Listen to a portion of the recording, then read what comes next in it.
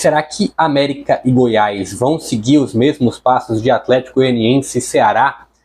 Ano passado, o Ceará e Atlético Goianiense estavam muito bem, foram muito bem na Sul-Americana de 2022, mas no Brasileirão terminaram sendo rebaixados para a Série B. Nem em 2023 a gente vê uma América e um Goiás que seguem vivos aí na Sul-Americana. A América nos playoffs e o Goiás já nas oitavas da Sul-Americana. Mas o quanto vale estar numa competição continental, estando no caso de Goiás e América na zona de rebaixamento do Campeonato Brasileiro? O quanto pesa para essas equipes ter que dividir elenco, ter que dividir grupo, ter que focar e também não ter foco ao mesmo tempo em Sul-Americana, em Brasileirão e até mesmo em Copa do Brasil também. Fala pessoal, sejam todos muito bem-vindos a mais um vídeo aqui no JP Comenta, hoje para falar um pouquinho de Sul-Americana, de Campeonato Brasileiro, o quanto que algumas equipes podem serem, entre aspas, prejudicadas por estarem dividindo a atenção entre essas duas competições. Na abertura do vídeo eu trouxe o exemplo do Atlético Goianiense e do Ceará. Será que o destino do América e do Goiás pode ou deve ser o mesmo que essas outras duas equipes? Ou seja, um rebaixamento para a Série B depois de uma excelente Sul-Americana? Para quem não lembra, Atlético Goianiense e Ceará em 2022 avançaram muito na Sul-Americana. O Atlético Goianiense chegou à semifinal, terminou caindo para o São Paulo, e o Ceará terminou chegando até as quartas, também caindo para o São Paulo. A gente vê nessa temporada a América avançando, vai para os playoffs da Sul-Americana, e um Goiás que já está nas oitavas de final da Sul-Americana. E as duas equipes estão na zona de rebaixamento do Campeonato Brasileiro. Antes de começar essa análise, vou pedir só para você deixar o joinha aqui embaixo, para você compartilhar esse link, se inscrever no canal também, ativar o sininho de notificações para sempre que tiver um novo conteúdo você ser notificado. Mas bora já trazer uma análise só pontuando, né? Não vou aqui afirmar que se América e Goiás, se eles não estivessem, se essas duas equipes não estivessem jogando a Sul-Americana, estariam fora da zona de rebaixamento. Acho que a gente entrar no mundo do no mundo do futebol, é muito perigoso.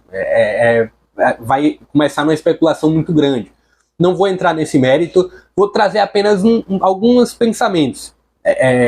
Só repetindo, ano passado a gente teve Atlético Goianiense e Ceará indo muito bem na Sul-Americana, mas as duas equipes terminaram sendo rebaixadas para a Série B. Esse ano a gente vê América e Goiás dentro da zona de rebaixamento, é claro, ainda estamos no primeiro turno, ainda estamos na metade do primeiro turno, né, 12ª rodada, ainda há sim um tempo de recuperação, mas a gente vê equipes que têm uma organização que poderiam estar, tanto Goiás como América, fora da zona de rebaixamento, estão fazendo boas campanhas na Sul-Americana. Goiás, por exemplo, foi líder e com alguma sobra do próprio grupo, mas terminam que não conseguem engrenar dentro do Campeonato Brasileiro. Tem alguns pontos que a gente pode ter um comparativo aí. O que é pró e o que é contra de jogar uma Sul-Americana ou de jogar uma Libertadores para determinadas equipes. Claro que o grande objetivo, ou um dos grandes objetivos de estar no Brasileirão, é você chegar a uma competição internacional. Só que para algumas equipes a gente percebe que não é tão bom negócio assim no sentido de grupo. Por exemplo, a gente tem ali um primeiro escalão de nível de questão financeira mesmo. A gente tem um Palmeiras, a gente tem um Flamengo, a gente tem um Atlético que conseguem ter até 2 grupos competitivos. Mas a gente consegue chegar no nível intermediário de Campeonato Brasileiro, eu estou falando financeiramente, e que algumas equipes não têm 2 grupos para disputar. Às vezes é difícil ter um grupo competitivo para o Campeonato Brasileiro e terminam tendo que dividir muito foco.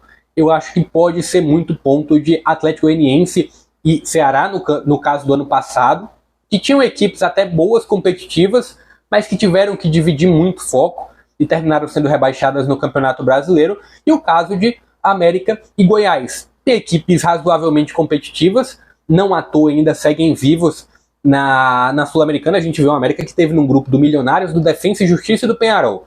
Um Goiás que passou líder no grupo que tinha Universitário. Então a gente vê ainda um grande poder dessas equipes em poder ter um aproveitamento maior no Campeonato Brasileiro.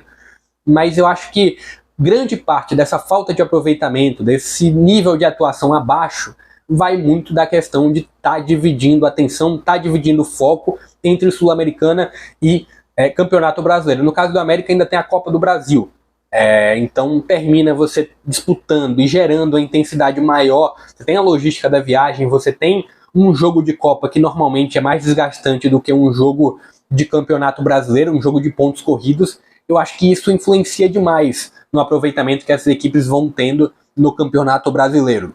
E aí, olhando os prós e os contras, é muito bom para o torcedor, e a gente viu há pouco tempo atrás um limite muito grande, né? A gente via ali um G4 mais 3 ou 4 equipes que disputavam a Sul-Americana, que não era tão valorizada assim.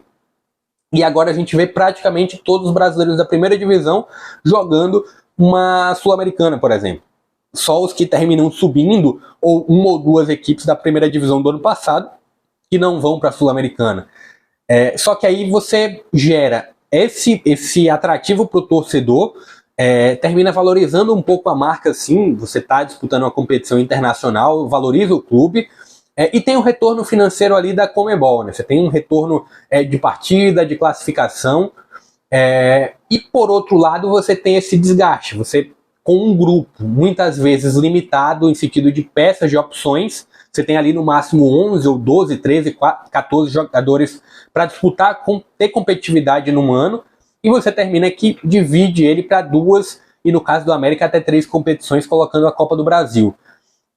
Gera muito desgaste. Tem a logística, tem tudo isso que você vê dentro de uma Sul-Americana ou Libertadores. Viagem, você termina tendo alguns jogos em altitude também. Fluminense está sofrendo isso, né? O Fluminense está tendo um grande desgaste por conta disso. Se a gente olha no passado, Fortaleza passou grande parte do Campeonato Brasileiro dentro da zona de rebaixamento. No segundo turno, quando foi eliminado da Libertadores, conseguiu uma recuperação gigantesca. Repetindo o que eu comentei, não dá para falar se o América e se o Goiás não estivessem jogando a Sul-Americana, estariam fora da zona de rebaixamento. Não dá.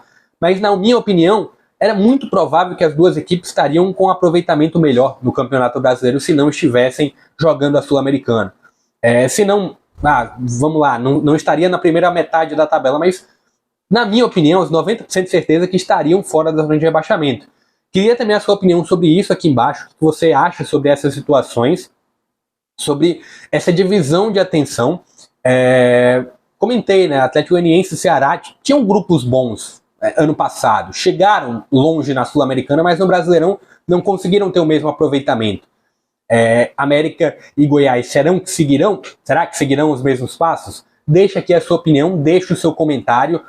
Acho que tem 2 pontos, né? Tem 2 lados da moeda. Tem a valorização da marca, tem um certo retorno financeiro que, na minha visão, não é tão vantajoso assim. E tem o lado ali do desgaste, né? Você tem que dividir o foco, dividir o mesmo grupo para 2 ou 3 competições. Deixa aqui a sua opinião embaixo. Novamente pedir para você se inscrever aqui no canal, para você deixar o joinha aqui embaixo também. Eu fiz um vídeo aqui falando sobre os playoffs da Sul-Americana. América, Corinthians e Botafogo, as 3 equipes que estarão presentes nos playoffs. Também você pode acompanhar aqui no canal. Mas nesse vídeo eu vou ficando por aqui. Até a próxima.